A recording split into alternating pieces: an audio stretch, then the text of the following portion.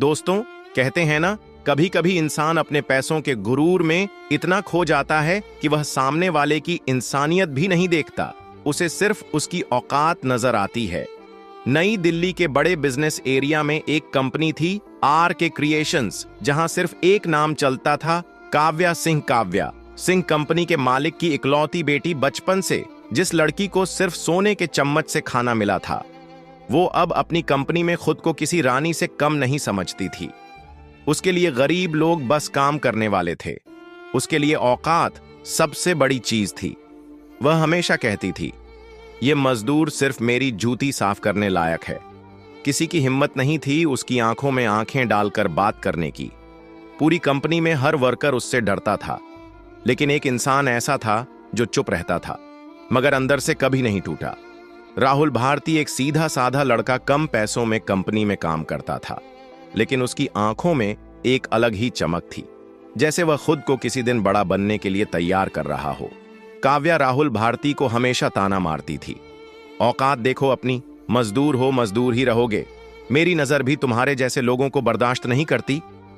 राहुल हर बार सिर झुकाकर सुन लेता था, मगर उसकी आंखों में कुछ और ही पलता रहता था। और फिर एक दिन वह पल आ गया जिसने राहुल की जिंदगी बदल दी। सुबह ऑफिस में हलचल थी। राहुल फाइल लेकर भाग रहा था। गलती से उसका कंधा हल्के से काव्या सिंह से टकरा गया। पूरे ऑफिस में सन्नाटा। काव्या का गुस्सा आग की तरह भड़का। तुम अंधे हो क्या? औकात में रहो, मेरी तरफ देखने की भी हिम्मत मत करना। राहुल सिर झुकाकर बोला, माफ कीजिए, गलती से हो गया। लेकिन काव्या तो रुकने वाली नहीं थी। तुम्हारे जैसे लोग बस जूते पॉलिश करने के लिए बने हो। अगर फिर से मेरे सामने आए तो तुम्हें इस कंपनी से बाहर कर दूंगी। राहुल अब भी चुप रहा, लेकिन बहुत शांत तरीके से उसने बस इतना कहा, मैडम, औकात वक्त तय करता है। आप नहीं। काव्या हंसते हुए चली गई। तू मजदूर है, मजदूर ही रहेगा। लेकिन उसी दिन राहुल भारती के अंदर कुछ जल उठा था।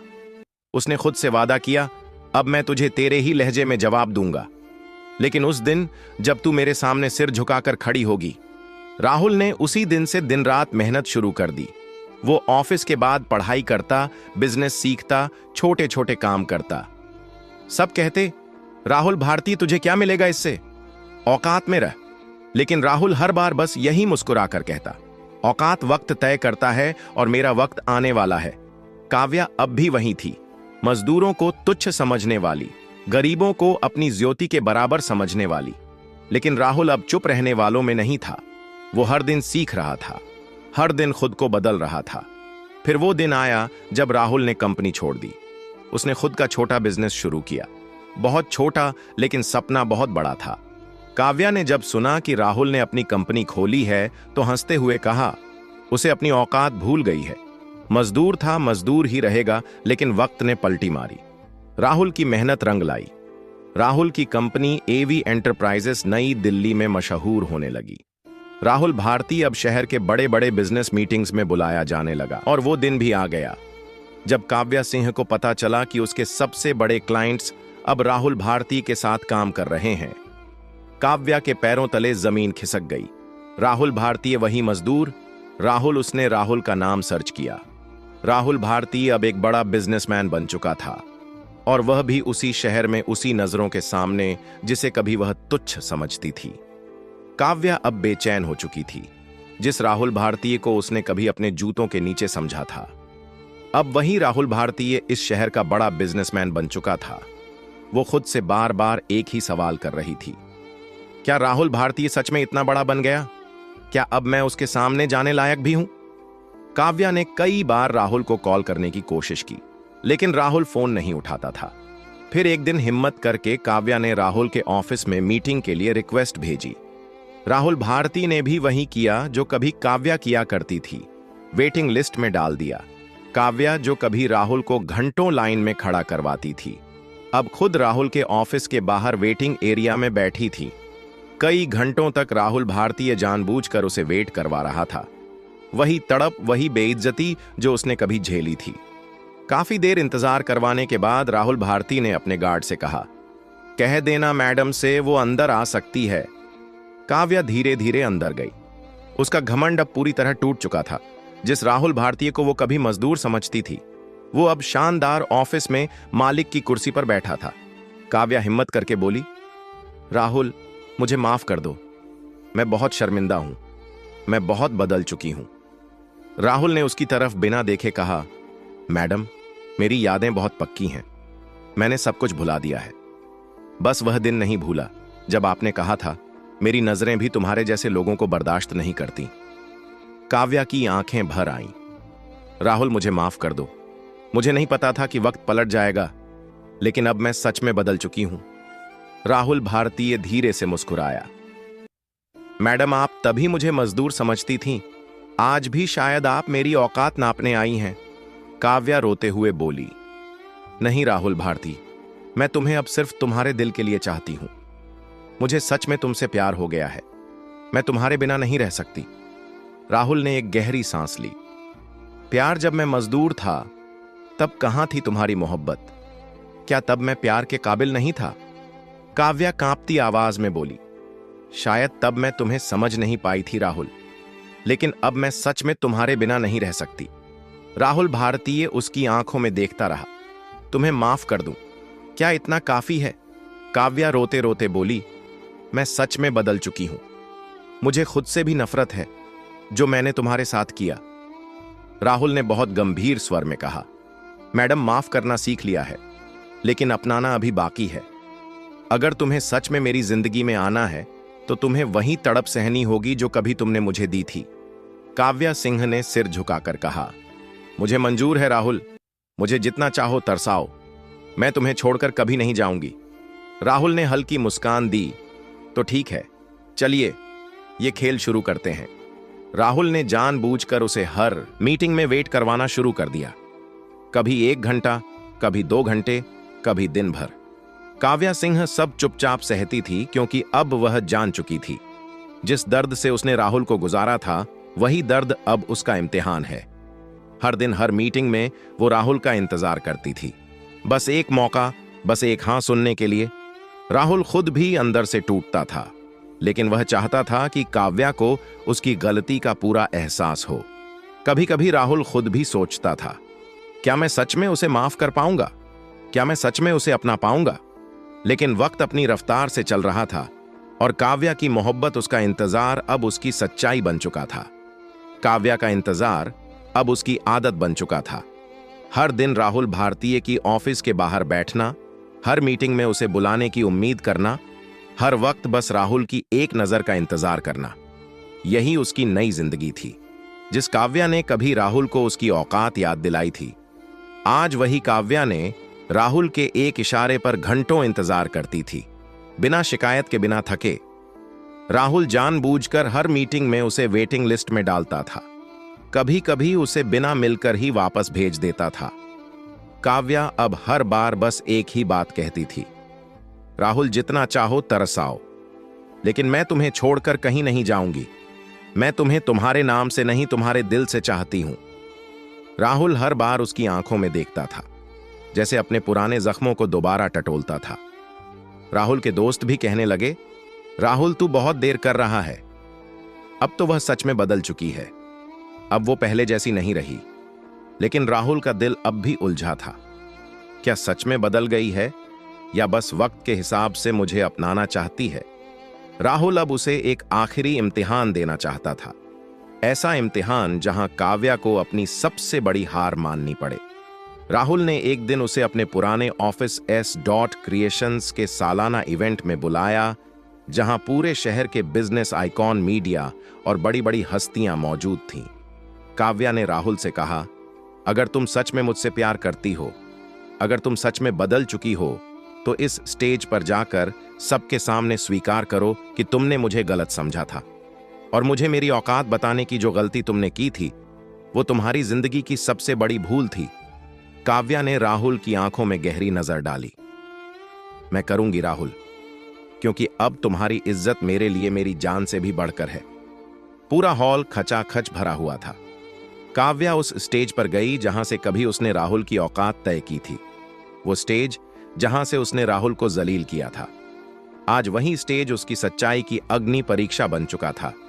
काव्या ने कांपते हाथों से माइक उठाया, सबकी नजरें उस पर थीं। राहुल भी सबसे आगे खड़ा था। काव्या ने भीगी आवाज में कहा, आज मैं आप सबके सामने अपने जीवन की सबसे बड़ी गलती कबूल करना चाहती हूं। कुछ साल पहले इस कंपनी में एक लड़का था, राहुल भारतीय। मैंने उसे मजदूर समझा, मैंने उसे नीचा दिखाया, मैंने उसे उसकी औकात बताने की कोशिश की थी। लेकिन आज मैं पूरे दिल से सबके सामने कहना चाहती हूं, औकात इंसान की हैसियत नहीं होती, औकात उसकी इंसानियत होती है। राहुल भारतीय ने मुझे मेरी सबसे बड़ी सीख दी है। उसने मुझे वह आईना दिखाया है जिसमें मेरा घमंड मुझे खुद से शर्मिंदा करने लगा है। राहुल, अगर तुम सुन रहे हो तो मैं सबके सामने सिर झुकाकर तुमसे माफी मांगती हूं। मुझे माफ कर दो। पूरा हॉल तालियों से गूंज उठा। मीडिया के कैमरे काव्या सिंह की झुकी हुई आंखों को कैद कर रहे थे। काव्या की आंखों से आंसू बहते जा रहे थे। राहुल भारती, अगर तुम्हें लगे कि मैं अब तुम्हारे काबिल हूं, अगर तुम्हें लगे कि मैं तुम्हारे प्यार के लायक हूं, तो मुझे एक मौका देना। राहुल की आंखों में भी नमी आ गई थी। काव्या ने जो कुछ भी किया था वह उसके दिल तक पहुंच चुका था। इवेंट खत्म होने के बाद राहुल भारती और काव्या सिंह अकेले मिले। राहुल ने हंसते हुए कहा, मैडम, अब भी मुझे मजदूर कहोगी? काव्या ने हल्की मुस्कान के साथ कहा, अब तो तुम मेरे राजा हो राहुल। अब तुम्हारी औकात नहीं, तुम्हारा दिल ही मेरी दुनिया है। राहुल ने धीरे से उसका हाथ थाम लिया। अब मैं तुम्हें माफ करता हूं काव्या सिंह, और अब मैं तुम्हें अपनाता हूं। काव्या की आंखों से खुशी के आंसू बह निकले। राहुल, अब मैं तुम्हें कभी नहीं खोऊंगी, मैं तुम्हारे साथ हमेशा चलूंगी। राहुल ने मुस्कुरा कर कहा, अब तुम्हें राहुल बुलाना है, औकात का कोई जिक्र नहीं होगा। काव्या सिंह हंसते हुए बोली, अब मेरी जिंदगी की सबसे बड़ी औकात सिर्फ तुम्हारा प्यार है राहुल। उन दोनों ने अपने अतीत की सारी कड़वाहटों को वहीं छोड़ दिया और एक नई शुरुआत की। राहुल और काव्या सिंह अब एक दूसरे के साथ एक नई जिंदगी की शुरुआत कर चुके थे। जिस रिश्ते की नींव कभी तानों, घमंड और नफरत पर रखी गई थी, आज वही रिश्ता प्यार, इज्जत और समझदारी की मिसाल बन चुका था। राहुल अब एवी एंटरप्राइजेस का मालिक था, एक ऐसी कंपनी जो गरीब मजदूरों को सबसे ज्यादा इज्जत देती थी। राहुल अब के हर कदम में उसके साथ थी। वह अब किसी बड़ी बिजनेस वूमन की तरह नहीं, बल्कि राहुल की हमसफर बनकर जी रही थी। अब दोनों का सपना था एक ऐसी कंपनी खड़ी करना जहां गरीब कभी खुद को छोटा महसूस ना करें। काव्या सिंह अब हर मीटिंग में यही कहती थी, हमारी कंपनी में अब किसी की औकात नहीं पूछी जाएगी, हम इंसान की मेहनत देखेंगे, उसके दिल की इज्जत देखेंगे। राहुल अपने पुराने मजदूर दोस्तों को फिर से अपने साथ ले आया था, जिन्हें कभी काव्या की कंपनी से निकाला गया था। अब वही लोग राहुल भारती की कंपनी के सबसे भरोसेमंद साथी थे। राहुल ने हर उस इंसान को गले लगाया जिसे कभी गिरा हुआ कहा गया था। काव्या अब राहुल भारती की पुरानी झोपड़ी में भी खुशी से घंटों बैठ जाती थी। वो राहुल भारती की मां के साथ रोटियां बनाती थी, पुराने मिट्टी के चूल्हे में भी प्यार ढूंढती थी, क्योंकि राहुल भारती की मां आज भी अपने पति की बनाई घर को महल से बड़ा मानती थी। राहुल भारती हंसकर कहता था, काव्या, अब तुम इस टूटी दीवारों वाली झोपड़ी में कैसे रह लेते हो? काव्या सिंह प्यार से कहती थी, राहुल, सच बताऊं, प्यार महंगे घरों में नहीं बसता, वह तो इन पुरानी दीवारों में भी सुकून दे देता है। जब साथ तुम हो तो यह झोपड़ी भी मुझे मह लगती है। राहुल भारती का दिल हर दिन और पिघलता जा रहा था। जिस काव्या को वो कभी माफ करने से डरता था, अब वो उसकी जिंदगी का सबसे मजबूत सहारा बन गई थी। राहुल भारती अब हर मीटिंग में, हर बिजनेस डील में, हर मीडिया इवेंट में बस एक ही लाइन कहता था, जिसने कभी मेरी औकात पर सवाल उठाए थे, आज वह मेरी जिंदगी की सबसे बड़ी ताकत है।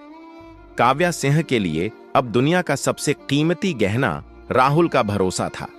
एक दिन राहुल भारती ने काव्या से पूछा, तुम सच में बदल गई हो ना काव्या? सिंह ने राहुल का हाथ कसकर पकड़ लिया। राहुल, अब मेरी सबसे बड़ी जीत तुम्हारा साथ है। अब औकात की लड़ाई हारकर तुम्हारे प्यार की लड़ाई जीत ली है।